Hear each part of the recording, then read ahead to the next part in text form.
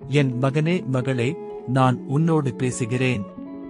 உன் இதயத்தில் இருக்கும் கடன் பிரச்சனை காரணமாக நீ கவலையாக இருக்கிறாயா? எப்படி இந்த நிலைமையிலிருந்து மீள்வது என்று தெரியவில்லையா? பயப்படாதே, ஏனெனில் நான் உன்னோடு இருக்கிறேன். கர்த்தர் என்னை மேய்ப்பவர், எனக்கு குறைவானது இல்லை.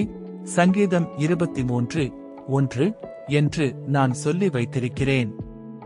நீ இன்று கடன் சுமையால் சோர்ந்திருந்தாலும் இது உன் வாழ்க்கையின் முடிவு அல்ல. நான் உன்னை விட்டு விடமாட்டேன்.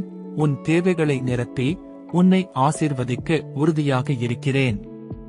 நீ எவ்வளவு கடனில் இருந்தாலும் உன் தேவனை நம்பிக்கை வைத்து ஜெபி. நான் உன்னை வெற்றியுடன் நடத்துவேன். நீ ஏன் இந்த நிலைமையை சந்திக்கிறாய்? சில நேரங்களில் நாம் தவறான முடிவுகள் எடுத்துவிடலாம். தேவனை நாடாமல் செலவுகளை செய்துவிடலாம். ஆனால் என் கிருபை உன் மீதே. நான் உன்னை மீட்டுக் கொள்வேன்.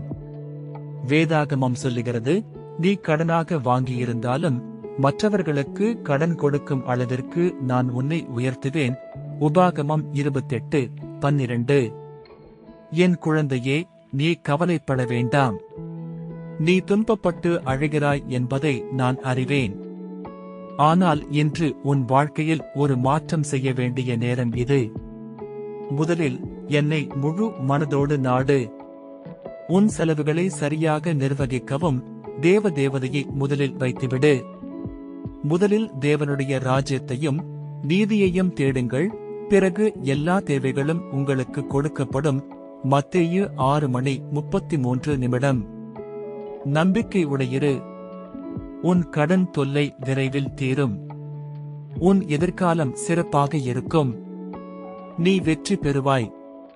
நீ வீழ்ந்திருந்தாலும் நான் உன்னை தூக்கி நிறுத்துவேன். நீ நினைத்ததை விட பெரிய ஆசீர்வாதங்களை நான் உனக்காக வைத்திருக்கிறேன். எனவே அஞ்சாதே. நம்பிக்கை வைத்து ஜெபி. உன் கடன் தொல்லை நீங்கி பூரண அமைதி உன் வீட்டில் நிறைந்திருக்கப் போகிறது. அனைத்து கவலைகளையும் அவர் மேல் வை, ஏனெனில் அவர் உன்னை கவனிக்கிறார். 1 பேதுரு 5:7. இன்று உன் கடன் சுமையை என்னிடம் ஒப்படைக்க நான் உன்னை திரும்பவும் உயர்த்துவேன்.